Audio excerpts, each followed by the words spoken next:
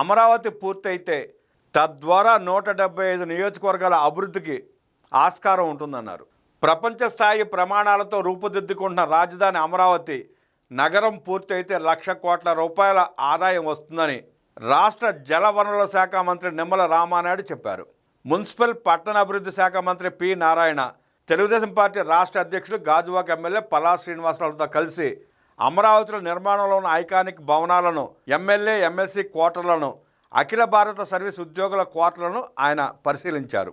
ఈ సందర్భంగా ఆయన మంత్రి నారాయణ శ్రీనివాసరావులతో కలిపి మీడియాతో మాట్లాడారు. అమరావతిపై గొడ్డలి పార్టీ అధినేత జగన్మోహన్ రెడ్డి, ఆ పార్టీ ఇతర నేతలు చేస్తున్న విష ప్రచారాన్ని మంత్రి రామానాయుడు ఖండించారు. ప్రతిపక్షంలో ఉండగా అమరావతి రాజధానిని స్వాగతిస్తున్నానని, 30,000 ఎకరాలు సరిపోవని, తాను ఇక్కడే ఇల్లు కట్టుకుంటున్నానని, అమరావతి రాజధానిని కదిలే ప్రసక్తే లేదని జగన్ రెడ్డి అసెంబ్లీలో ప్రస్తావించిన విషయాలను రామానాయుడు గుర్తు చేశారు. 2019లో అధికారంలోకి వచ్చిన వెంటనే మాట మార్చి మడమ తిప్పి 3 రాజధానులంటూ 3 ముక్కలాట ఆడాడని విమర్శించారు. తాను ప్రతిపాదించిన 3 రాజధానులలో 3 ఇటుకలు కూడా పెట్టకుండా 5 ఏళ్లు కాలయాపన చేశాడన్నారు. పదవి పోయి 11 సీట్లకే పరిమితమైన ఇప్పుడు మళ్లీ మాట మార్చి మావిగానంటూ మతి స్థిరం లేని మాటలు మాట్లాడుతున్నాడని దుయ్యబట్టారు. ఆ పార్టీ నేత సజ్జల రామకృష్ణారెడ్డి విజయవాడ రాజధాని అంటున్నాడు, పెద్దిరెడ్డి 3 రాజధానులు అంటున్నాడు. ఇలా ఆ గొడ్డలి పార్టీకి రాజధాని విషయంలో వాళ్ళకే క్లారిటీ లేదని రామానాయుడు విమర్శించారు. పిచ్చి తొగ్గులకు సైతం అసూయపడేలా, ఆశ్చర్యపోయేలా అమరావతిపై గొడ్డలి పార్టీ నాయకుడు మాట్లాడుతున్నాడని ఎద్దేవా చేశారు.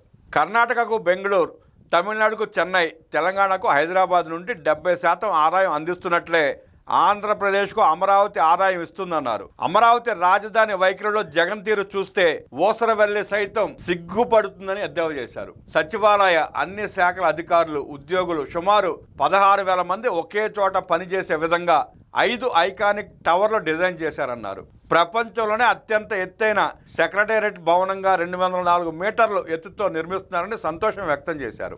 దేశంలోనే సచివాలయం హెచ్ఓడి టవర్లు ఒకే చోట మొదటిసారిగా నిర్మిస్తున్నది మన రాష్ట్రంలోనే అని రామానాయుడు కొనియాడారు. దేశంలోని మొదటి డయాగ్రిడ్ బిల్డింగ్, లోపల ఎటువంటి పిల్లర్లు లేకుండా తుఫాన్లు వంటి ప్రకృతి వైపరీత్యాలు తట్టుకునేలా నిర్మిస్తున్నారని చెప్పారు.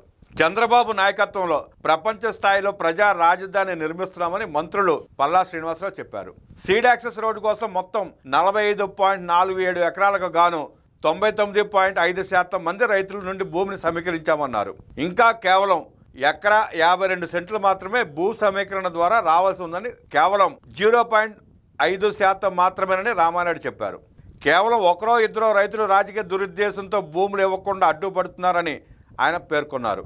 ఎమ్మెల్యే ఎమ్మెల్సీలకు 12 టవర్లలో 276 ఫ్లాట్స్, ఆల్ ఇండియా సర్వీస్ అధికారులకు 6 టవర్లలో 138 ఫ్లాట్స్ నిర్మాణ పనులు దాదాపు పూర్తయ్యాయని నిమ్మలకు, పల్లాకు మున్సిపల్ శాఖ మంత్రి నారాయణ ప్రత్యక్షంగా చూపించారు.